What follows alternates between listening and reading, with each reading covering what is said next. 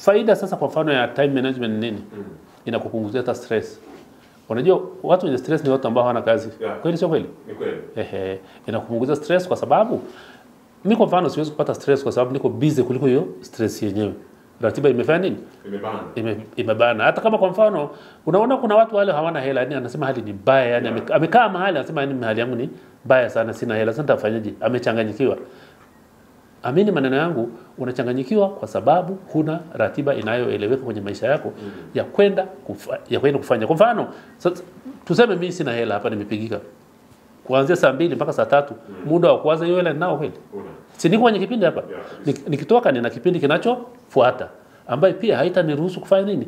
Kuwa na haiwezi kunidistract. Ndio maana narudi kwenye mwanzo wa uumbaji wa dunia. Mungu alifanya kazi zile kwa siku 7. Kwa kila siku kuwa na kazi yake specifically ambazo haziingiliani.